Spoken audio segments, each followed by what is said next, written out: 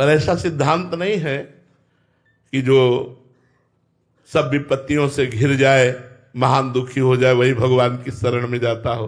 नहीं, अम्बरीश जी को क्या विपत्ति थी? अम्बरीश जी को कौन सी संपत्ति की कमी थी?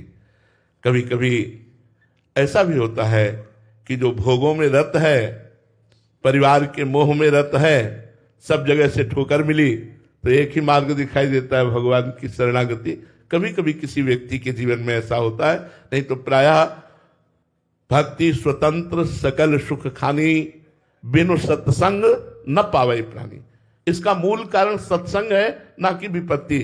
कभी कभी किसी के जीवन में ऐसी घटना घटती है, सब जगह से ठुकराया गया, कोई आश्रय नहीं मिला, तो वो भगवान की तरफ चल दिया। जैसे श्री बिल्व मंगल जी।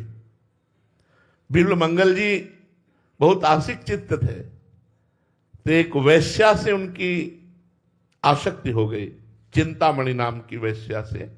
और इतनी आसक्ति हुई कि आसक्ति कहते ही उसे है जिसके बिना हम जी ना सके। उसको देखना, उसके पास रहना, उससे बात करना, उसको सुखी खुशी करना, यही आसक्ति का लक्षण होता है। जिसके प्रति हो जाए, भगवान के प्रति हो जाए, गुरु के प्रति हो जाए, या संसार के प्रति हो जाए। दर्शन, स्पर्श, संभाषण, खान पान, बोलचाल, ये वो हर समय चिंतामणि का ही मुख ताकते रहते। चिंतामणि को धन चाहिए था, पूरे घर का धन धीरे धीरे करके चिंतामणि को दे दिया। बिल्कुल सारांश में सुना रहे हैं। आखिरी में सुहाग की बेनी अपनी पत्नी की लेकर के गए, तो उसने कहा, ये तो सौभाग्य चिन्ह है, तुम्हारा ब्याह हो गया है? बोले जी। पत्नी से कभी मिले? आज तक नहीं। ये सुहाग चिन्ह चुरा के लाए? नहीं, उसने खुशी से दिया है कि जिसमें तुम्हें सुख मिले वही तुम करो। अपने प्राणों को न्यौछावर करके वो हमारे प्रति। बोले धिक्कार है तेरे को, ऐसी पत्नी का त्याग कर मुझ वैश्या से। बिल्वमंगल जी का प्राण थी चिंतामणि, जी नहीं सकते थे। आशिकी उसे ही कहते हैं, आसक्ति उसे ही कहते हैं, जिया न जाए, उसके बिना जिया न जाए। अब जिसको परिवार नष्ट, धन नष्ट, और जहां आसक्ति थी वहां से ठोकर लगा दी, बड़े विचलित हो गए, रोना आया। चिंतामणि तुम्हारे बिना नहीं जी सकता। और भगवान चिंतामणि की बुद्धि में बैठ गए। उसके आदमियों ने धक्का मारकर बिल्वमंगल जी को बाहर कर दिया। जब किसी को कोई ठौर नहीं मिलती तो एक ठौर है सर्वेश्वर भगवान की शरण। उसे याद आई भगवान की। तो भक्तों के संग में भगवान की प्राप्ति का मार्ग खुलता है। भक्तों के संग से सब छोड़ करके उन्होंने गुरु बनाया, मंत्र लिया, नाम जप शुरू किया, पर हृदय वही चिंतामणि की आसक्ति में बेचैन कर देता। जब तक पाप नष्ट नहीं होते तो नाम जप करने से और जलन होती है, ध्यान रखना, बंद मत कर देना।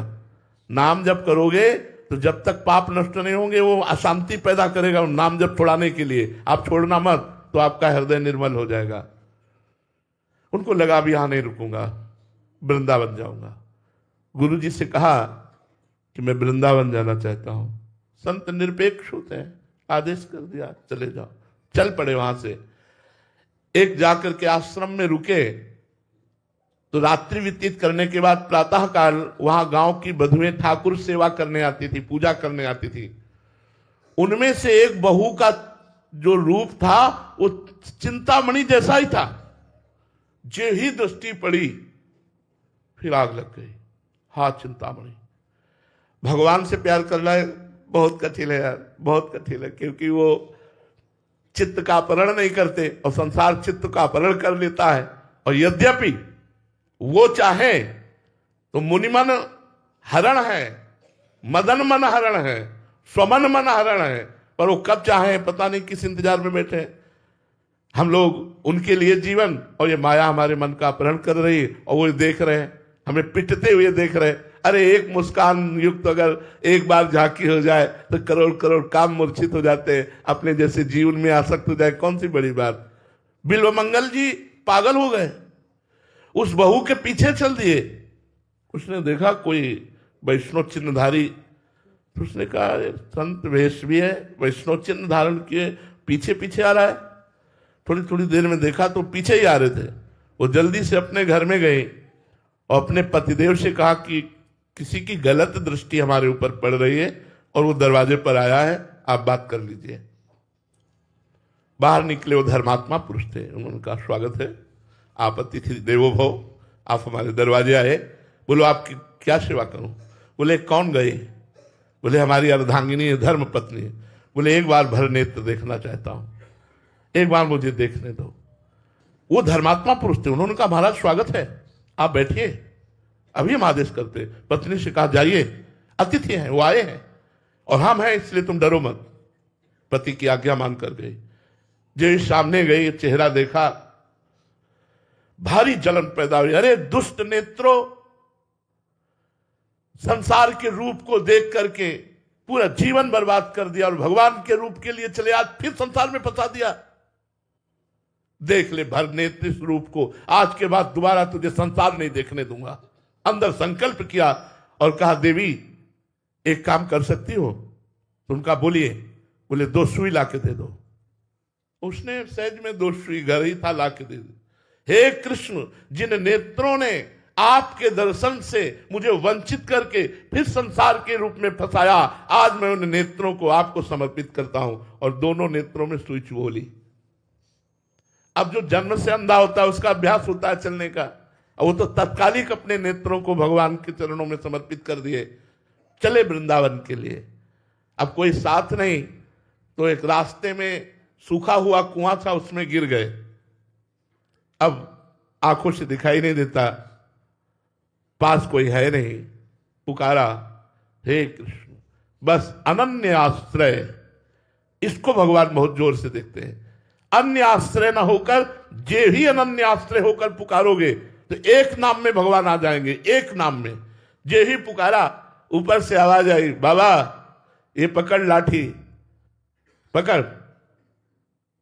तो उन्होंने सोचा इतनी कृपा, प्रभु आ गए। 1 सेकंड में भगवान ने कुएं से बाहर निकाल दिया। बोले बाबा कहाँ जा रहे हो। बोले वृंदावन जा रहे हैं। तो धीरे धीरे, वो बहुत प्रवीण थे बिल्व मंगल जी, लाठी ऐसे करते कर भगवान का हाथ पकड़ लिया। इतना आनंद का अनुभव हुआ भगवान का स्पर्श करते ही, परमानंद में एकदम डूब गए। भगवान का स्पर्श, भगवान ने हाथ छुड़ा लिया। तो उन्होंने कहा बाह छुड़ाए जात हो निबल जान के मोह, और हृदय से जब जाओगे तो सबल सराहुत है। ठीक है मैं निर्बल हूं इसलिए आप बाह छुड़ा के, लेकिन हृदय से अब निकल जाना तो तुम्हें बहादुर बताऊंगा। वृंदावन आए और ऐसा भजन किया कि बिल्व मंगलाचार्य जी कहे गए। बिल्व मंगलाचार्य जी, और उन्होंने चिंतामणि को गुरु माना कि चिंतामणि के ठुकराने से मुझे भगवान की प्राप्ति हुई। तो कभी कभी ऐसा होता है कि परिवार के लोग, समाज के लोग जब ठुकरा देते हैं, कोई सहारा नहीं होता, तब सबका सहारा एक भगवान बनते हैं और वो भगवान फिर उससे जगत पूज्य बना देते हैं। जगत निंदनीय को जगत बंदनीय बना देते हैं। पर यह सिद्धांत नहीं है। भक्ति की प्राप्ति साधु संग से होती है, वो सुखपूर्वक भी हो सकती है, वो बिना विपत्ति के भी हो सकती है।